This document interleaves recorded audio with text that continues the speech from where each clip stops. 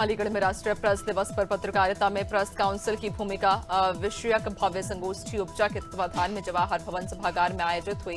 कार्यक्रम की शुरुआत मां सरस्वती के चित्र पर माल्यार्पण और दीप प्रज्वलन से हुई। विधायक एमएल सिंह, नगर आयुक्त ने पत्रकारिता की अहमियत और नैतिक पत्रकारिता पर जोर दिया। बलिया के गढ़वार थाना क्षेत्र में 2 नवंबर को स्वर्ण व्यवसायी से हुई लूट का पुलिस ने खुलासा कर दिया। गढ़वार पुलिस ने 16 नवंबर को 6 आरोपियों को दबोच लिया। इनके पास से चांदी की चेन, 4000 रुपए, तमंचा, कारतूस और चाकू के साथ 4 मोबाइल फोन बरामद हुए। बदमाशों ने कुकर भुक्का गांव के पास व्यापारी से चेन और नकदी छीनी थी। थाना क्षेत्र बिजनौर के मेघपुर गांव में रविवार सुबह 52 वर्षीय हनीफ अहमद का शव आम के पेड़ पर लटका मिला, जिससे इलाके में हड़कंप मच गया। हनीफ सुबह करीब 7:30 बजे अफजलगढ़ में अपनी दुकान जाने के लिए घर से निकले थे, लेकिन कुछ घंटे बाद शिवपुरी गांव के आम के बाग में शव मिलने की सूचना ग्रामीणों ने पुलिस को दी। गोंडा के गौरा विधानसभा में सरदार पटेल की 150वीं जयंती पर एकता यात्रा निकाली गई। प्रभारी मंत्री द्वारा सिंह चौहान का भाजपा विधायक प्रभात कुमार वर्मा ने स्वागत किया। मीडिया से बातचीत में मंत्री ने अखिलेश यादव पर पलटवार किया और बिहार के विकास को एनडीए शासन की उपलब्धि बताया। ईवीएम पर विपक्ष की। महोबा के कबरई ब्लॉक के पूरा गांव स्थित प्राइमरी स्कूल का वीडियो वायरल हुआ, जिसमें ननिहाल पढ़ाई की जगह फावड़ा और तसला चलाते दिखे। ग्रामीणों ने ये वीडियो सोशल मीडिया पर साझा कर शिक्षा व्यवस्था पर सवाल उठाए। परिजन बच्चों को काम करते देख नाराज हुए और आरोपित शिक्षक से नोकझोंक की। मथुरा के कोसीकला अनाज मंडी में आरएलडी का राष्ट्रीय अधिवेशन हुआ, जहां सर्वसम्मति से केंद्रीय मंत्री जयंत चौधरी को राष्ट्रीय अध्यक्ष चुना गया। उन्होंने पदाधिकारियों और कार्यकर्ताओं का आभार जताते हुए अगले 3 साल ईमानदारी से दायित्व निभाने की बात कही। अधिवेशन में 14 राज्यों के उपाध्यक्ष शामिल हुए।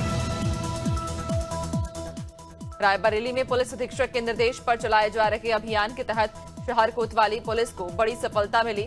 पुलिस ने 20 से अधिक मुकदमों में वांछित 2 आरोपियों को गिरफ्तार किया। दोनों पर चोरी, मारपीट और लूट जैसी गंभीर वारदातों के कई मामले दर्ज थे। कोतवाली पुलिस ने आरोपियों को गिरफ्तार कर न्यायिक अभिरक्षा में जेल भेजा।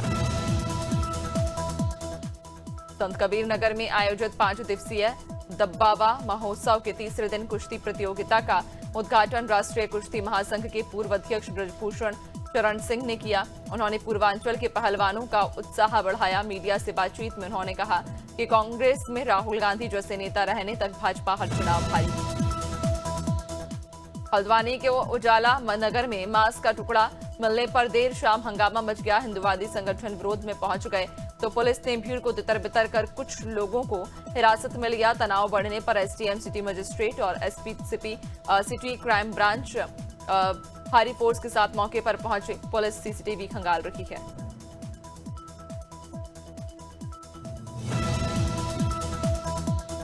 मंदसौर के संजीत रोड पर काचरिया फाटे के पास रविवार देर शाम भीषण सड़क हादसा हुआ। स्कूटी सवार झाबुआ के 4 युवक अज्ञात वाहन की टक्कर से सड़क पर जा गिरे। पंकज पिता मुन्ना की मौके पर मौत हो गई, जबकि प्रेम और अनिल गंभीर रूप से घायल मिले। सभी को जिला चिकित्सालय पहुंचाया गया। नाहरगढ़ थाना पुलिस ने जांच शुरू कर दी है।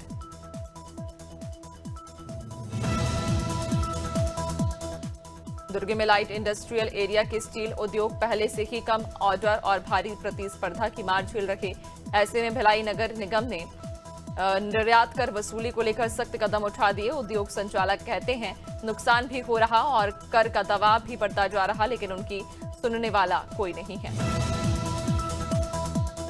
सिद्धार्थनगर के माधव प्रसाद त्रिपाठी मेडिकल कॉलेज में इलाज कराने आने वाले मरीजों के परिवारों के लिए अब रुकने की बड़ी सुविधा शुरू हो गई। मेडिकल कॉलेज में 50 बेड वाला पावर ग्रिड विश्राम सदन तैयार किया गया, जिसका उद्घाटन डुमरियागंज सांसद जगदम्बिका पाल और पावर ग्रिड के प्रबंध निदेशक आर.के. त्यागी ने किया। नई दिल्ली स्थित उत्तराखंड निवास में सीएम धामी ने प्रवासी उत्तराखंडी अधिवक्ताओं के साथ संवाद किया। इस दौरान उन्होंने राज्य के विकास के लिए अधिवक्ताओं के साथ गहन विचार मंथन किया। उन्होंने कानून व्यवस्था को सुदृढ़, पारदर्शी और प्रभावी बनाने के लिए सरकार द्वारा किए जा रहे प्रयासों और नीतिगत पहलों की जानकारी साझा की। दिल्ली स्थित उत्तराखंड निवास में IGNCA के अध्यक्ष राम बहादुर राय ने मुख्यमंत्री पुष्कर सिंह धामी से शिष्टाचार मुलाकात की, जहां मुख्यमंत्री ने कहा उत्तराखंड अपने समृद्ध सांस्कृतिक विरासत, लोक कलाओं और परंपराओं के लिए विशेष पहचान रखता है और राज्य सरकार इस धरोहर को संरक्षित। हल्द्वानी में नैनीताल पुलिस ने अंतर्राज्यीय साइबर फ्रॉड गैंग का भंडाफोड़ करते हुए बड़ी सफलता हासिल की। एसएसपी के अनुसार ये गैंग एपी के फाइल भेजकर मोबाइल हैक कर करोड़ों की ठगी करता था। वहीं जांच में 3 करोड़ से अधिक का संदिग्ध लेन देन मिला है। पुलिस ने यूपी, हरियाणा और राजस्थान के रहने वाले सूरी के भगत सिंह चौक पर देर रात युवक और युवतियों के बीच हुए विवाद का वीडियो वायरल होने के बाद पूरा शहर चर्चा में है, जहां स्पा सेंटर में काम करने वाली एक युवती ने युवक को थप्पड़ मार दिया और करीब आधे घंटे तक हाई वोल्टेज ड्रामा चलता रहा, जिसे स्थानीय लोगों ने शांत कराया। बागेश्वर धाम पीठाधीश्वर धीरेन्द्र शास्त्री ने 7 नवंबर को दिल्ली से शुरू की गई सनातन जोड़ो एकता पद यात्रा के 10वें दिन वृंदावन पहुंचकर संत सम्मेलन में हिस्सा लिया, जिसके बाद वह बांके बिहारी मंदिर पहुंचे और पूरी विधि विधान से पूजा अर्चना की। मंदिर सेवायतों ने उन्हें बिहारी जी का दुपट्टा, प्रसादी और अंगवस्त्र। झांसी में पुलिस और 2 इनामी बदमाशों के बीच हुई देर रात मुठभेड़ में रमेश प्रजापति हत्याकांड के आरोपी विनोद यादव और सचिंद्र यादव के पैरों में गोली लगी। दोनों पर 25-25 हजार का इनाम था और इन्हें मेडिकल कॉलेज में भर्ती कराया गया था। पुलिस को सूचना मिलने पर टीम ने नगरिया कुआ क्षेत्र में घेराबंदी की और जवाबी कार्रवाई में दोनों घायल हो गए।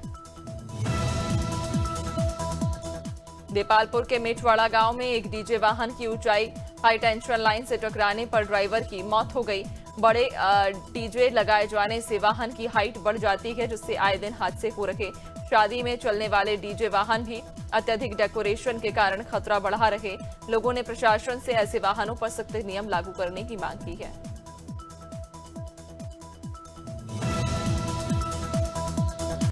रायबरेली के जीआईसी ग्राउंड में 1 दिवसीय श्री अन्न महोत्सव का आयोजन किया गया, जिसका उद्घाटन स्वतंत्र प्रभार राज्य मंत्री दिनेश प्रताप सिंह ने फीता काटकर किया। कार्यक्रम का उद्देश्य लोगों को श्री अन्न अपनाने के लिए प्रेरित करना है। मिलेट्स रेसिपी प्रतियोगिता और उपभोक्ता जागरूकता अभियान भी चलाया गया।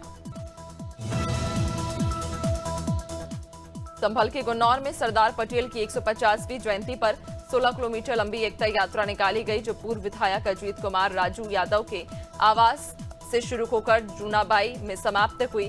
कार्यकर्ताओं ने देशभक्ति के नारों के साथ स्वागत किया। मुख्य अतिथि भाजपा नेता राजेश यादव ने इसे प्रदेश की सबसे लंबी पैदल यात्रा बताया।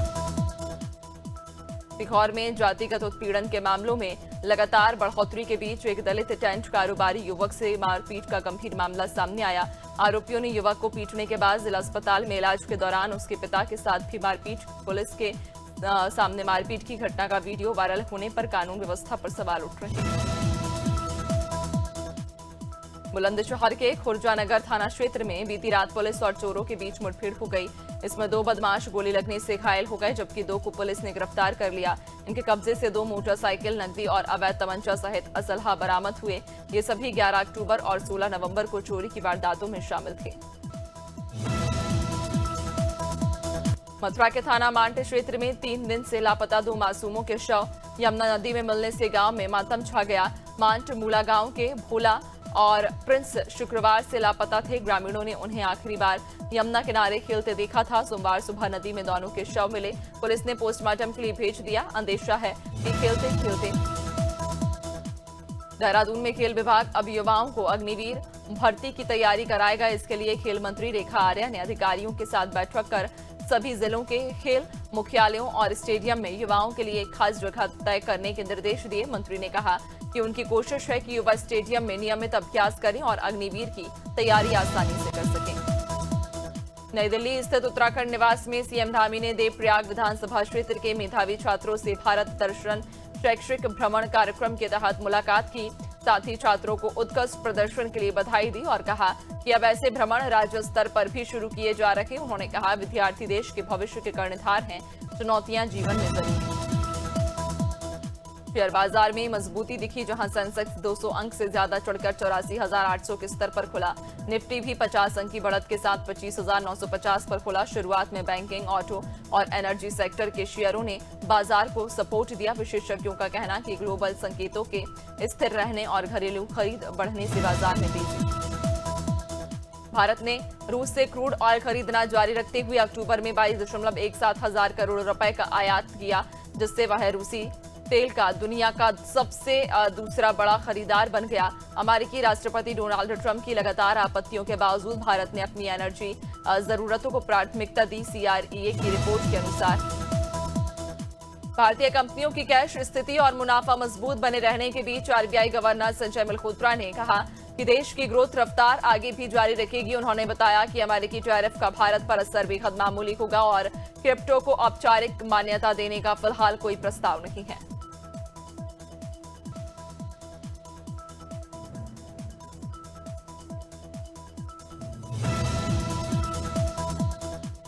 प्रधानमंत्री किसान सम्मान निधि योजना की 21वीं किस्त 19 नवंबर को जारी की जाएगी। पीएम नरेंद्र मोदी देश भर के 10 करोड़ से ज्यादा किसानों के खाते में 2-2 हजार रुपए ट्रांसफर करेंगे। योजना के तहत छोटे और सीमांत किसानों को साल में 3 बार किश्तें दी जाती हैं, जिससे उन्हें कुल 6,000 रुपए की सहायता मिलती है। ये राशि सीधे लाभार्थियों के बैंक खाते में भेजी जाती है। सेबी ने डिजिटल गोल्ड पर चेतावनी जारी की, क्योंकि इसे ना सिक्योरिटी माना जाता है और ना ही कमोडिटी डेरिवेटिव, इसलिए निवेशक प्लेटफॉर्म के डिफॉल्ट होने पर सुरक्षित नहीं रहते। ऐसे में निवेशक सोने में सुरक्षित विकल्पों पर ध्यान दें। गोल्ड ETF और सोवरेन गोल्ड बॉन्ड बेहतर विकल्प है, क्योंकि इसमें आसान ट्रेडिंग और बेहतर रिटर्न की संभावना है। इस हफ्ते शेयर बाजार में 2 नए IPO खुलेंगे। मेन बोर्ड पर एक्सेल सॉफ्ट टेक्नोलॉजी 500 करोड़ रुपए जुटाने उतरेगी, जबकि SME सेगमेंट में ग्लाड स्टील 37.50 करोड़ का पब्लिक इश्यू लाएगी। दोनों IPO 19 से 21 नवंबर तक निवेशकों के लिए खुले रहेंगे। इसके साथ ही बाजार में इस हफ्ते 7 नए IPO की लिस्टिंग है। मार्केट की मजबूती का असर इस हफ्ते टॉप 10 कंपनियों पर साफ दिखा, जहां 8 दिग्गज कंपनियों का कुल मार्केट कैप 2.05 लाख करोड़ रुपए बढ़ गया। सबसे ज्यादा फायदा भारतीय एयरटेल को हुआ, जिसकी वैल्यू 55,653 करोड़ बढ़कर 11.97 लाख करोड़ पर पहुंच गई। रिलायंस इंडस्ट्री ने भी। लखनऊ सुपर जायंट्स ने IPL 2026 तक के लिए तेज गेंदबाज मोहम्मद शमी और अर्जुन तेंदुलकर को अपनी टीम में ट्रेड कर लिया है। शमी इससे पहले सनराइजर्स हैदराबाद के लिए खेलते थे, जबकि अर्जुन को मुंबई इंडियंस ने 30 लाख रुपए में LSG को ट्रांसफर किया। ट्रेड के बाद टीम ने मालिक संजीव गोयनका का। भारतीय युवा टीम को राइजिंग एशिया कप में पाकिस्तान शाहीन्स के खिलाफ 8 विकेट से हार झेलनी पड़ी। दोहा में खेले गए मैच में भारत पहले बल्लेबाजी करते हुए 19 ओवर में 136 रन पर ऑल आउट हो गया। 137 रन के लक्ष्य को पाकिस्तान ने 13.2 ओवर में आसानी से चेस कर लिया। ओपनर सदाकत भारतीय टीम को ईडन गार्डन पर 13 साल बाद करारी हार मिली। साउथ अफ्रीका ने के खिलाफ 124 रन की आसान से लक्ष्य का पीछा करने उतरी टीम इंडिया 93 रन पर ही सिमट गई। ये पहली बार है जब भारत घर में 125 रन से कम का लक्ष्य चेज नहीं कर सका। कप्तान टेम्बा बावोमा टेस्ट में अब तक अजीत। भारतीय टीम की कोलकाता टेस्ट में शर्मनाक हार पर कोच गौतम गंभीर ने कड़ा रिएक्शन दिया।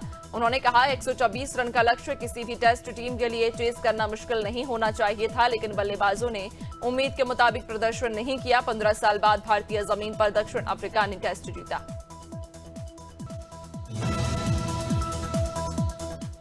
रोहित शर्मा ने अपने बेटे आहान का पहला जन्मदिन बेहद खास अंदाज में परिवार के साथ मनाया।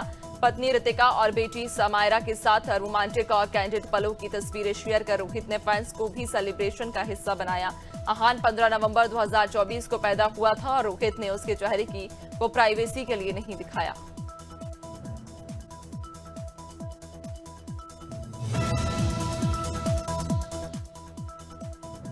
पति पत्नी के रियलिटी शो पति पत्नी और पंगा का ग्रैंड फिनाले 16 नवंबर को हुआ, जहां रुबीना दिलैक और अभिनव शुक्ला की जोड़ी ने खिताब जीता।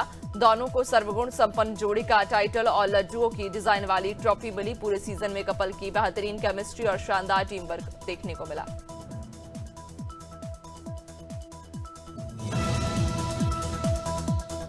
साउथ सुपरस्टार महेश बाबू के बेटे गौतम इन दिनों सोशल मीडिया पर खूब चर्चा में हैं। 2006 में जन्मे गौतम अब बड़े हो चुके और अपनी पर्सनालिटी और लुक्स की वजह से सुर्खियों में रहते हैं। लोगों ने महेश बाबू की कार्बन कॉपी बताते हैं। उनके चेहरे के फीचर्स, स्टाइल और बॉडी लैंग्वेज पिता से काफी मिलता जुलता। रकुलप्रीत सिंह इन दिनों अपनी फिल्म दे दे प्यार दे 2 को लेकर सुर्खियों में हैं। 14 नवंबर को रिलीज हुई इस फिल्म में रकुलप्रीत और अजय देवगन की जोड़ी को दर्शकों का ढेर सारा प्यार मिल रहा। रकुल का स्टाइल, उनका ग्लैमरस लुक और ऑन स्क्रीन प्रेजेंस दर्शकों को खूब पसंद आ रहा है। भारती सिंह की दूसरी प्रेगनेंसी की खुशी इस बार टीवी स्टार्स ने और खास बना दी। जन्नत जुबैर, जस्मिन भसीन और तेजस्वी प्रकाश ने मिलकर भारती के लिए एक सरप्राइज बेबी शावर आयोजित किया, जिसकी इनसाइड तस्वीरें सोशल मीडिया पर छा गईं। भारती का बेबी बम्प फ्लॉन्ट करते हुए सबने साथ में पोज दिए। कृष्णा अभिषेक भी। बॉलीवुड के वरिष्ठ अभिनेता प्रेम चोपड़ा को एक हफ्ते बाद लीलावती अस्पताल से डिस्चार्ज कर दिया गया। कार्डियोलॉजिस्ट डॉक्टर नितिन गोखले और डॉक्टर जलील पारकर उनकी देखरेख कर रहे थे। परिवार के अनुसार 15 नवंबर को उन्हें अस्पताल से छुट्टी मिली और अब वे घर पर रहकर रिकवर करेंगे। दामाद विकास भल्ला ने बताया, प्रेम चोपड़ा पूरी तरह स्वस्थ। दिल्ली में सुबह ठिठुरन लेकर आई जब न्यूनतम तापमान 9 डिग्री सेल्सियस दर्ज हुआ। ये सामान्य से 4.5 डिग्री कम है और नवंबर में पिछले 3 साल का सबसे ठंडा रिकॉर्ड बन गया। फिलहाल कोल्ड वेव घोषित नहीं की गई, लेकिन मौसम विभाग के मुताबिक अगर सोमवार को भी दो या इससे ज्यादा उत्तर भारत से चल रही नॉर्दर्न विंड ने राजस्थान में ठिठुरन बढ़ा दी है। तापमान लगातार गिर रहा और सुबह शाम सर्द हवाओं ने हालात और कड़े कर दिए। मौसम केंद्र जयपुर ने 4 जिलों में शीतलहर का येलो अलर्ट जारी किया। रविवार को सीकर, चुरू, झुंझुनू, नागौर, जोधपुर, अजमेर, चित्तौड़गढ़ और उदयपुर के आसपास के क्षेत्रों में भी कोल्ड वेव का असर। पंजाब में मौसम में तेजी से बदलाव जारी। पहाड़ों से आ रही ठंडी हवाओं ने तापमान को सामान्य से नीचे पहुंचा दिया। बीते 24 घंटों में अधिकतम तापमान 0.5 डिग्री सेल्सियस गिरा, जबकि न्यूनतम तापमान कई जिलों में 5 डिग्री सेल्सियस तक पहुंच गया। मनसा और रविवार को सबसे गर्म रहा, जहां अधिकतम तापमान 29.6 दर्ज हुआ। मध्य प्रदेश में नवंबर की रिकॉर्ड ठंड से हालात बिगड़ते दिख रहे। भोपाल, इंदौर में पारा तेजी से गिरा, जबकि ग्वालियर, जबलपुर और उज्जैन में कड़ाके की ठंड के कारण अगले 2 दिनों तक शीतलहर का अलर्ट है। इसके बावजूद प्रदेश भर में स्कूलों की टाइमिंग नहीं बदली गई। केवल ग्वालियर, छिंदवाड़ा और देवास के कलेक्टरों ने ही स्कूलों के समय में बदलाव किया। उत्तराखंड में मौसम लगातार सर्द होता जा रहा। ऊंचाई वाले इलाकों में बर्फबारी का अलर्ट जारी किया गया, जबकि शुष्क मौसम के चलते रात के तापमान में तेज गिरावट दर्ज की गई। पहाड़ी जिलों में पाला गिरने लगा, जिससे स्थानीय लोगों की दिक्कतें बढ़ गईं। निचले क्षेत्रों में भी ठिठुरन बढ़ रही है और आने वाले दिनों में ठंड और ज्यादा असर दिखा सकती है। हिमाचल प्रदेश में ठंड ने इस बार मैदानी इलाकों को भी अपनी चपेट में ले लिया। शिमला से ज्यादा सर्दी निचले क्षेत्रों में महसूस की जा रही, जहां पहाड़ों से चल रही ठंडी हवाओं ने तापमान को तेजी से गिराया। प्रदेश के 27 शहरों में न्यूनतम तापमान 10 डिग्री सेल्सियस से नीचे दर्ज किया गया, जबकि 4 स्थानों पर पारा 0 से भी नीचे चला गया।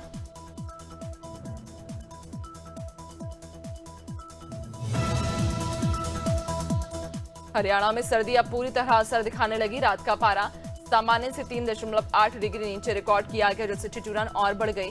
हिसार भी उत्तर और मध्य भारत के उन टॉप 10 मैदानी ठंडे शहरों में शामिल रहा, जहां न्यूनतम तापमान 6.8 डिग्री सेल्सियस से नीचे दर्ज हुआ। दिन का तापमान भी सामान्य से लगभग 2 डिग्री लुढ़का।